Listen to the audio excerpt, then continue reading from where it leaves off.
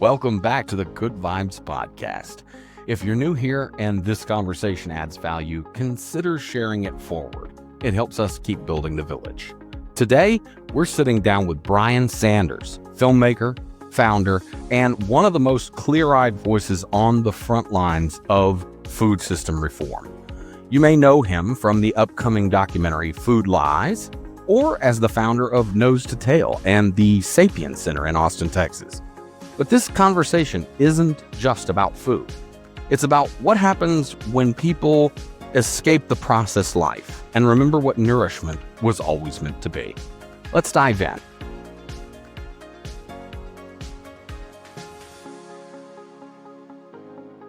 All right. Hi, Brian. How are you? Yeah, I love that intro.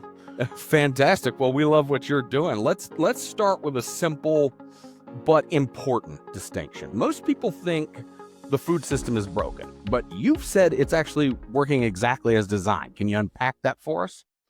Yeah, well, I kind of learned the hard way because, most people kind of know things aren't right. They're promoting things that are not healthy for us. We're not doing well as a society.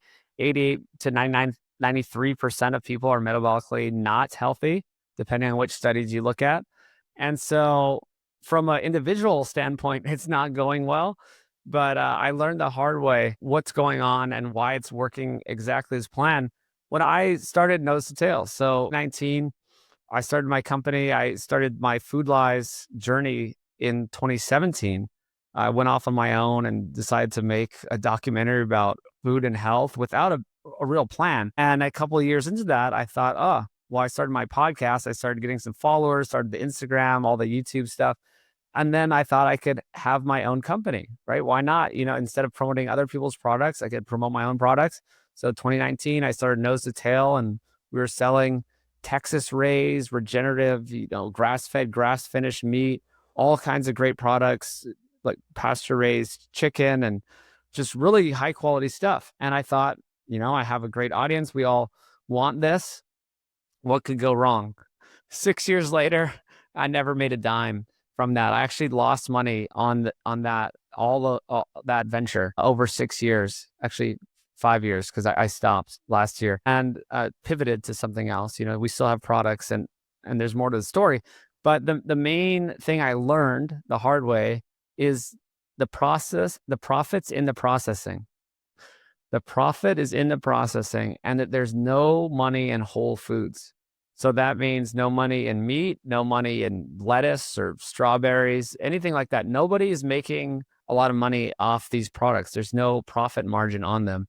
All the profit margin is on highly processed things. And the more processed they are, the more they're subsidized by the government. Corn, wheat, soy is the highly subsidized products that end up in most of processed foods. Super cheap ingredients. You put them in some sort of concoction and sell them to people at a high markup. So some people will push back and say, hey, what about Tyson chicken? These are these big meat manufacturers. They're making all this money. They're controlling everything. I'm like, no, they're not. They don't have a lot of control when you look at all the other players involved, like big pharma, big food, the bigger players making way more money. But more specifically, they're not making money off of chicken breasts. They're not making money off of just chicken thighs. Right. You go to the store, those are like $1.99 a pound. No one's making a lot of money on the whole foods. Tyson chicken, I agree. They have bad practices. They have millions of chickens, in one warehouse. There's a lot of problems there, but they're not making money off the chicken breasts. They're making money off, say, chicken nuggets. So then they have all these offcuts and the leftover bits of chicken. They add fillers, add a bunch of breadcrumbs, seed oils, fry them, MSG, preservatives, blah, blah. Now they sell a box of chicken nuggets in the freezer section for $10. Right. And there's, $1 worth of chicken. So that's where the profit margin is coming from. So even the big players aren't making money off the whole foods because it's just a fact of life. There's no profit margin on the whole food item. It takes so much to grow that item, whether it's plant or animal.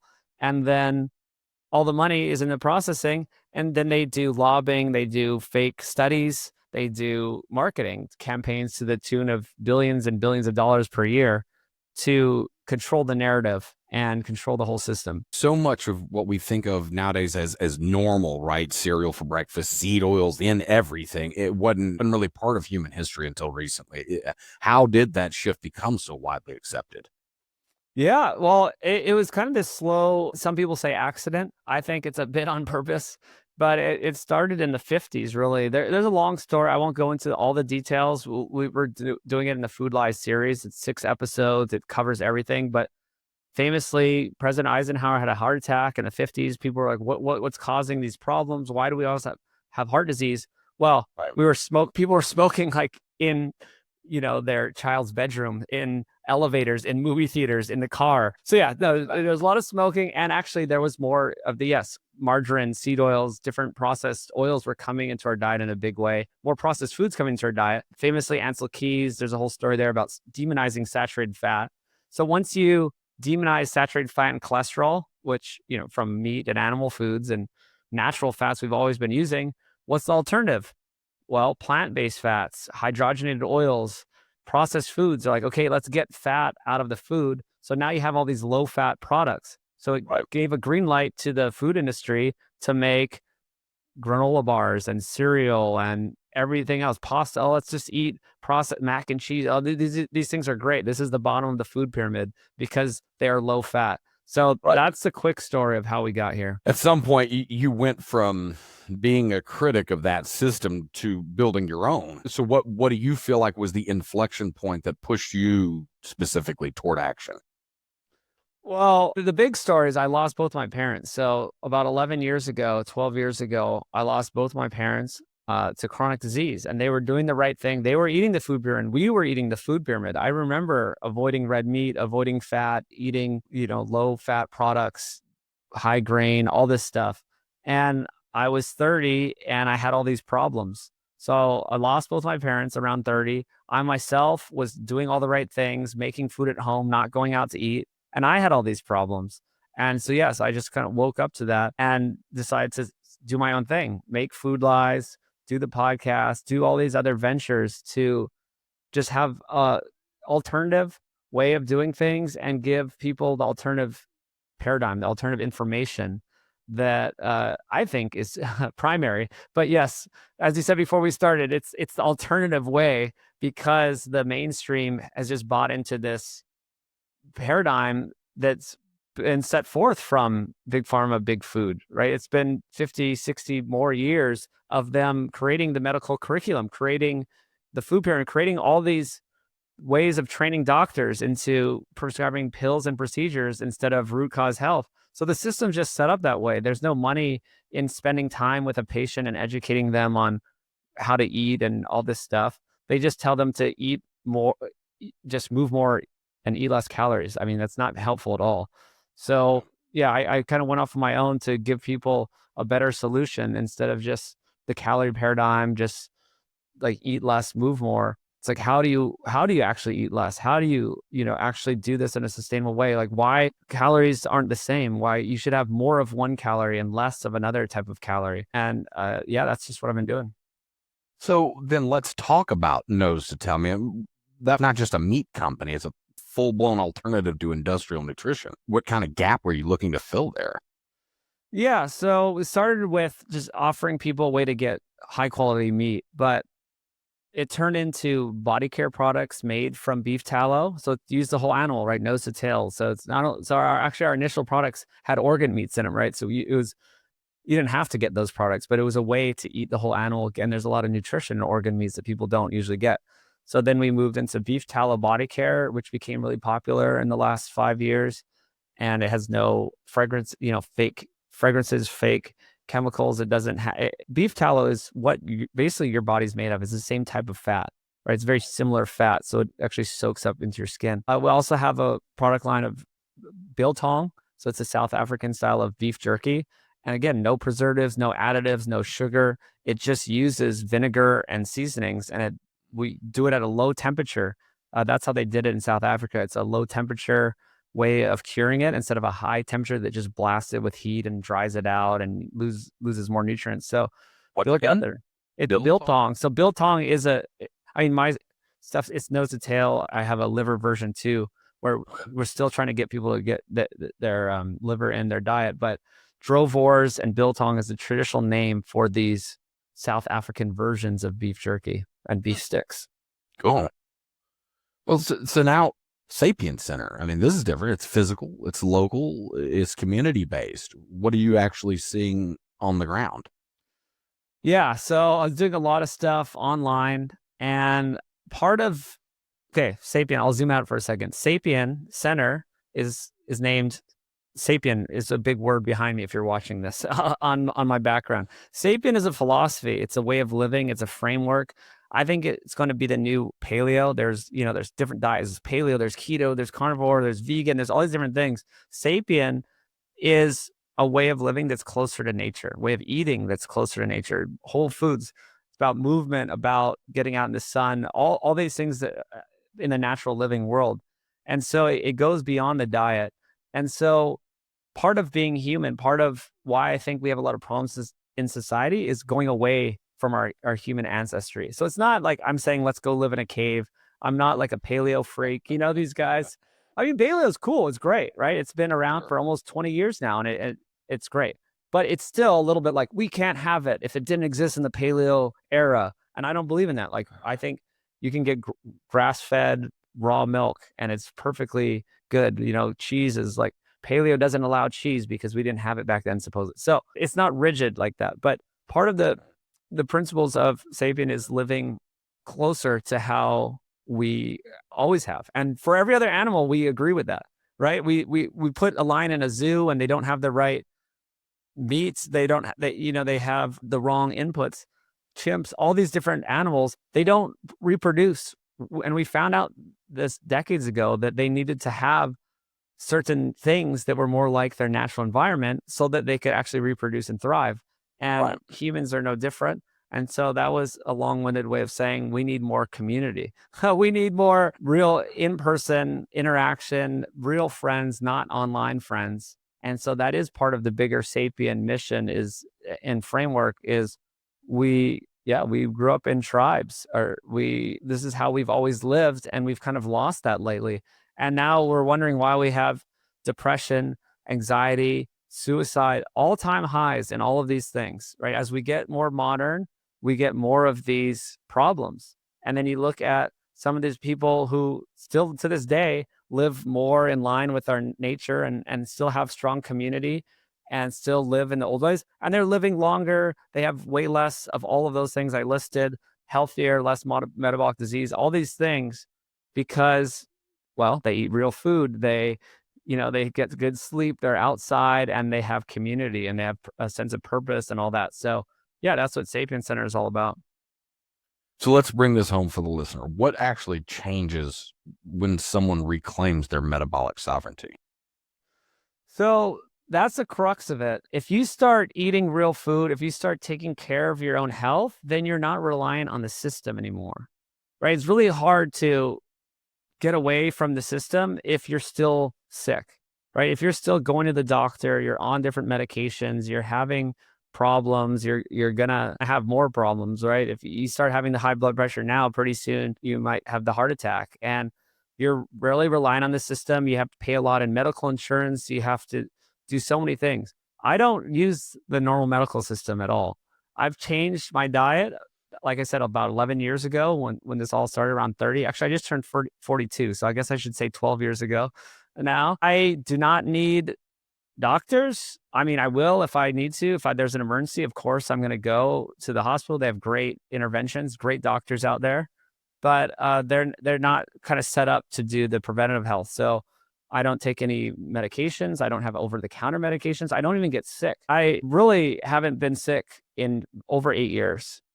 Maybe during COVID, like I had a bad weekends where I didn't feel great, but that's about it. I don't even know if I count that as being sick. I just don't get sick anymore. And people are like, "Oh, you're just lucky this that." No, I used to get sick all the time. I would get the flu. I'd get different things every few months. Now I don't. So if you take back, the ultimate way to be sovereign. Take back your control and in your independence by cleaning up your diet, cleaning up your lifestyle, and then you're not dependent on the system. So, what does decentralization look like in a family's real life? I mean, is this something that's only accessible to biohackers and health pros, or is there a path for normal people? Well, that's actually also what Sapien's about, is something that's approachable, sustainable, something that you can do on a normal budget. I actually live very simply. Like, I went off on my own with no plan. I wasn't making a lot of money. I wasn't making any money for the first couple of years. So I know how to do this without a huge budget or a huge investment in time. And yes, you can go to farmers markets. All cities really have farmers markets these days. I was in LA, giant concrete jungle, dozens of farmers markets, right? They're there. You can find them. If you can't afford the farmers market, I mean, just buy real food items. You could go to any store if you don't have the budget. You can buy a stack of ground beef patties at Target, at Costco. You can you can do perfectly well. Grab some eggs. Hopefully, just you grab some, like eggs from the farmers market. If you buy one thing, just get some eggs from the farmers market. They're much better, much healthier. Support those guys. They're great. Tons of nutrients and eggs. You can eat some simple stuff. Buy some simple, I don't know, pickles, sauerkraut, simple foods from the store. Even potatoes, rice. Like I'm kind of not against like carbs. I'm against processed carbs, right? So it's like you can get all the foods I listed for, I think, cheaper than what normal people spend on their weekly budget for groceries. Like I'm that's what I'm eating. I'm eating ground beef, eggs, sauerkraut, pickles, potatoes, right? That's all I eat. I don't have much else. And so yes, it's not a elitist type of thing. It's just focus a little more. Maybe spend the Sunday meal prepping a bit, and you have all this food. I think it tastes better. I just don't like to go out to eat anymore. I just really don't eat at restaurants. It doesn't really appeal to me anymore. Like I can make better meals at home that I think are delicious. And yeah. So, I want to end with your weapon of choice: storytelling. Food Lies. It's not just a film; it's a message. So, what are you hoping people will wake up to? Well, it's my magnum opus. It's been 8 years full time making this. We got a production company now, so we're actually, going with some big players, maybe get a A-list celebrity attached. We're going big. So that's one thing. So the magnum opus, it tells people how to think about food, how to transcend just your dietary camp. Like I listed before, vegan, vegetarian, paleo, there's all these little camps, and every couple of years a new one comes. But there's a way of looking at food that's above all that. And I don't know if I can lay it all out right now, but it's really based on whole foods, really. And it's actually kind of based on nutrient density, which really means it's like I want more nutrients, more protein, vitamins, and minerals for less energy. So energy is kind of empty calories. So if you kind of think broadly, my grandma taught me about empty calories. My mom taught me, like, you don't have to know a lot about nutrition to know to avoid empty calories.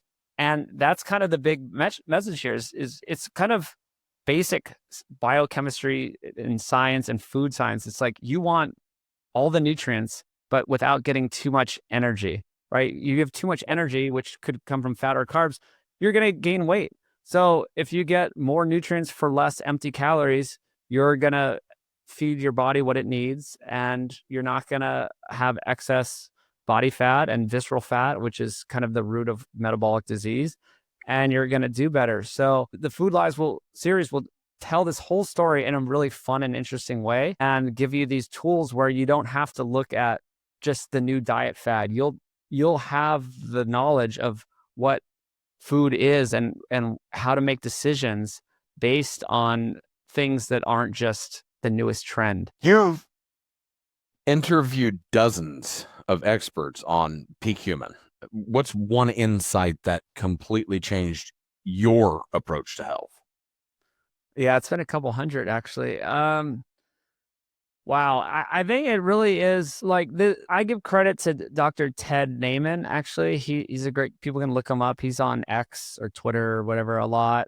He just really started looking into the protein to energy ratio, or the protein leverage hypothesis, I guess, would be one of the biggest concepts I learned. And also two scientists, David Robbenheiner and Simpson, his Australian researchers, they looked at that all animals, all organisms eat to a certain amount of protein. Okay, and if they have the natural foods that they've always eaten in their environment, they eat the right amount of protein and they're fine and they're the correct weight and they die at the correct time and they reproduce correctly. And then they took that same food and then they diluted it. So they basically did a version of processed foods. So one of the best studies is in mice. So they took the rodent chow and they made it have less protein. And so therefore they had to have more carbs and fat in this rodent chow. And they did identical feeds, it was the same thing except for those ratios. And they split the mice into two groups. The group that had the diluted protein got fat and sick. They had lower fertility and they died sooner. And it's because they ate more of the food. So, and basically then they ate more, right? Because it was processed, because it had lower protein, they had to eat more of it to get the same amount of protein, right? So they measured it and say that, the mice in the group A that were eating the correct food got 10 grams of protein per day. The other mice group still got 10 grams of protein, but they had to eat a lot more of that food, right? So Wow. it was simple math. And they've done these studies in all different animals. They even found it in locusts. They did the same thing, that these locusts would eat to a certain amount of protein. And if you gave them food that had lower protein in it, they would just eat more of it. And then they would get cricket fat, locust, whatever that is, they would get locust metabolic disease and not do as well. So it's the simplest concept, but it is that same nutrient density concept that I was saying, is that if you take their food and make it less nutrient dense, right? You process it down. Most processed foods have lower protein and lower nutrients in them, right? It's just extra oil or refined sugars or refined grains. They just stuff those in. It lowers the nutrient value of it, lowers the protein, and people just eat more of it. So it's so elegant where it's like, why? No one wants to eat too much. No one wants to gain fat, yet most people do. Well, it's because the food supply. If you just go out and eat what everyone else is eating, you're eating diluted food and you're just going to have to eat too much of it no matter how hard you try. So anyone I know who's changed their diet into more whole foods, more nutrient dense foods, they don't count calories. They just effortlessly lose body fat and get healthier. And any good diet throughout history, or any good diet you can name that actually is good, it actually has a higher nutrient density and it doesn't have empty calories. So man, I mean, it can't get much simpler than that. It's sort of just math. I mean, I'm a mechanical engineer by training, so it's kind of simple when you look at it like this. Simple, but supremely profound. And that's a great thing to walk away with. We appreciate that. Brian, as for anybody who may not know, where can we follow your journey? Yeah, just search Food Lies. Wherever you're at, I'm there. If you search Food Lies on the internet, on YouTube, on Instagram, on X, on Facebook, and I try to just do a post every day pretty much and just give people some good info. Thanks so much for a great chat. If you got something from today's episode, hit follow, drop a comment, or send to somebody who's walking a similar path. Till next time, stay strong, stay sharp, and keep up the good vibes. Thanks so much, Brian. Thank you.